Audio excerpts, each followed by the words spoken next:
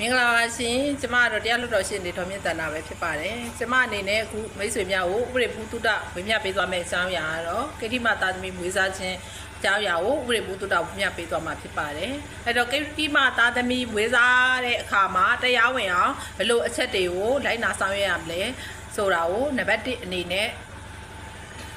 ပြောပြမယ်ဆိုရင်เนาะကိတိမသားသမီးမွေးစားတဲ့အခါမှာထမြောက်စေဖို့အတွက်နံပါတ်1အမွေးစားမွေးကန်သားသမီးဖြစ်မွေးစားအကြောင်းကိုစာချုပ်စာတမ်းချုပ်ဆိုရမယ်เนาะစာချုပ်ချုပ်မှာတရားဝင်မှာဖြစ်ပါတယ်เนาะစာချုပ်ချုပ်ပြီးမွေးစားမှာတရားဝင်မယ်နှုတ်နဲ့မွေးစားလို့တရားမဝင်ပါဘူးเนาะနှုတ်နဲ့မွေးစားတရားမဝင်ဘူးနံပါတ်2စာချုပ်မှာเนาะစာချုပ်မှာမွေးစားမိဘကလက်မှတ်ထိုးရမယ်နော်နံပါတ်3ဝေစားခြင်းခံရသူကအသက်18နှစ်ပြည့်ရင်သူကိုယ်တိုင်လက်မှတ်ထိုးရမယ်နော်အသက်18နှစ်မပြည့်သေးဘူးဆိုလို့ရှိရင်ဒီမွေးစားတဲ့ကိစ္စမှာဒီကလေးကိုသူ့ကိုမွေးစားဖို့ပေးပါတယ်ဆိုတာကိုသဘောတူတဲ့သူ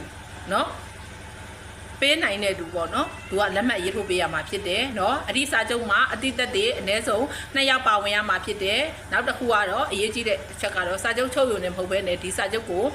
မှတ်ပုံတင်ရမှာဖြစ်ပါတယ်เนาะစာချုပ်ကိုစာချုပ်စာတမ်းရုံမှာမှတ်ပုံတင်ရမှာတရားဝင်မှာဖြစ်ပါတယ်အဲ့တော့မွေးစားတဲ့အချိန်မှာမွေးစားတဲ့ကလေးရဲ့မိရင်းဖိုင်ရင်ဟာတက်ရှိထင်ရှားရှိနေတယ်ဆိုလို့ရှိရင်တော့မွေးစားမိဘတွေကเนาะဒီကလေးကိုမွေးစားခွင့်ပြုပါလို့မွေးစားခွင့်တောင်းရမယ်เนาะမိဘတွေကလည်းပေးရမယ်သဘောတူညီစွာပေးရမယ်เนาะစာချုပ်စာတမ်းချုပ်ဆိုရမယ်เนาะမွေးစားတဲ့မိဘတွေကလည်းပဲเนาะဒီကလေးကိုသူတို့အနေနဲ့အမွေစားအမွေခံမွေးစားတာပါဆိုတဲ့ရည်ရွယ်ချက်နဲ့မွေးစားတာမျိုးဖြစ်ရမယ်ဒါကြောင့်မလို့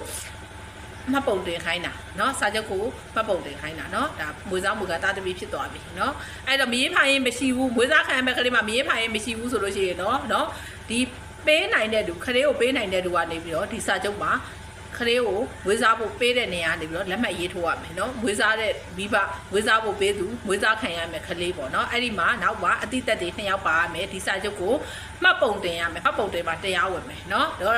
နောက်တစ်ခုအရေးကြီးဆုံးအချက်တစ်ခုကเนาะကိကြီးမမွေးစားသားသမီးကဘယ်အကြောင်းပြချက်နဲ့မှအော်ဒါသားသမီးတော့ဖြစ်လာမှာမဟုတ်ဘူးเนาะ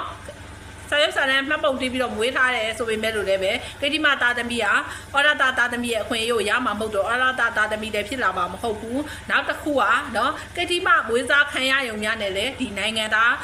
အဖြစ်เนาะနိုင်ငံသားအခွင့်အရေးကိုနိုင်ငံသားဖြစ်ခွင့်အခွင့်အရေးကိုရရှိမှာမဟုတ်ဘူးဒီချက်ကိုဘာလို့ပြောရလဲဆိုရင်เนาะတချို့ကနိုင်ငံသားလည်းမွေးစားတာမျိုးတွေရှိတယ်เนาะအဲ့တော့ရှိတဲ့အတွက်ကြောင့်မွေးစားလို့ရတယ်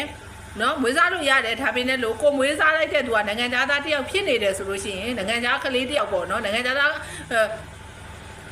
ခံယူထားတဲ့ပေါ့နော်အခြားနိုင်ငံသားခံယူထားတဲ့ကလေးတယောက်ကိုကမွေးစားတယ်ဆိုလို့ရှိရင်လည်းဒီကလေးကနော်အလိုလျောက်ကိုနိုင်ငံသားဖြစ်လာမှာမဟုတ်ဘူးဆို